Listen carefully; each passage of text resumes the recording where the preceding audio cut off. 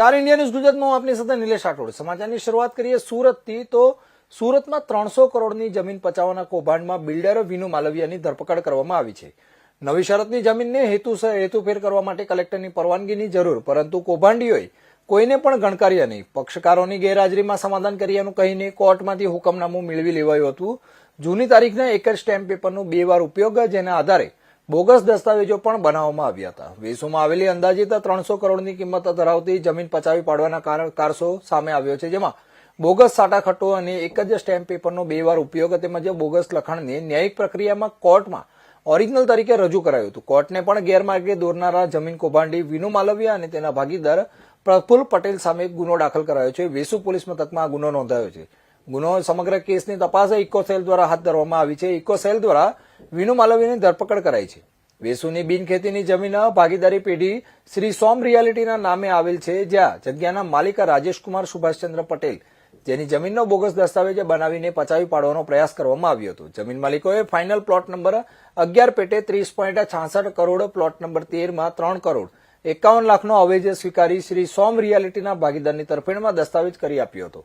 જમીન ખરીદતા પહેલા કલેક્ટરની પરવાનગી મેળવીને કરોડો રૂપિયાનું પ્રીમિયમ ભરી જગ્યા ખરીદી કરાઈ હતી, પરંતુ તે અગાઉ મૂળ માલિકોની બોગસ સહીઓના આધારે એક જ સ્ટેમ્પ પર 2 જુદા જુદા સાટાખટ બનાવી વિનુ માલવિયા અને પ્રફુલ્લ પટેલે કલેક્ટરની પરવાનગી વિના જ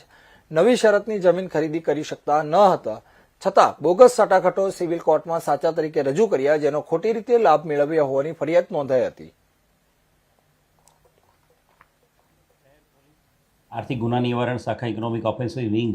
જે સમગ્ર શહેરમાં જે પણ આર્થિક ગુનાઓ દાખલ થતા હોય છે, જે જમીનને રિલેટેડ હોય, ડાયમંડ બિઝનેસને રિલેટેડ હોય, ટેક્સટાઇલને રિલેટેડ હોય કે કોઈ પ્રોપર્ટી રિલેટેડ હોય, આ બધા ગુનાઓની તપાસ ડાયરેક્ટ પોલીસ કમિશનર ગેહલોત સાહેબના માર્ગદર્શન અને રાઘવેન્દ્ર વત્સ સરના માર્ગદર્શન અને સૂચના મુજબ તપાસ થતી હોય છે। આ આર્થિક ગુના નિવારણ શાખામાં એક અરજી આવેલી હતી, જે અરજી અનુસંધાને વેસુના સર્વે નંબર 311/2, જે સુરત શહેરની અંદર જે વેસુ છે, જે બૂમિંગ એરિયા છે, જે એરિયામાં ઘણી બધી પ્રોપર્ટીઝ ડેવલપ થઈ રહી છે, આ વિસ્તારની 311/2 સર્વે નંબરની જમીનમાં એક ફરિયાદી જે ફરિયાદ આપી હતી એ પ્રમાણે અલગ અલગ સાટાખતો ઊભા કરીને એક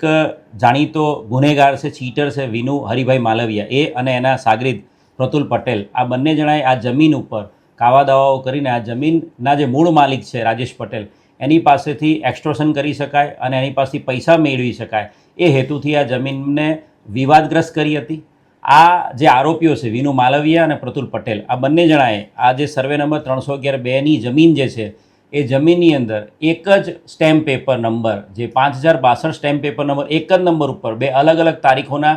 ખોટા સાટાખતો ઊભા કરી લીધેલા હતા, અને એ સાટાખતોના આધારે આ જમીનને વિવાદગ્રસ્ત કરવા માટે એમણે અલગ અલગ કોર્ટમાં દીવાની દાવાઓ દાખલ કરેલા હતા, અને એની સાથે સાથે જે જમીનના મૂળ માલિકની વિરુદ્ધમાં એમણે કલેક્ટર કચેરીમાં પણ મેજિસ્ટ્રિયલ જે બ્રાન્ચ છે એની અંદર ત્યાં પણ એમણે અલગ અલગ દાવો દાખલ કરેલા હતા। સમગ્ર અરજીની તપાસ દરમિયાન એવું ક્લિયર કટ જોવા મળ્યું હતું કે આ જે સાટાખત ઊભા કરેલા છે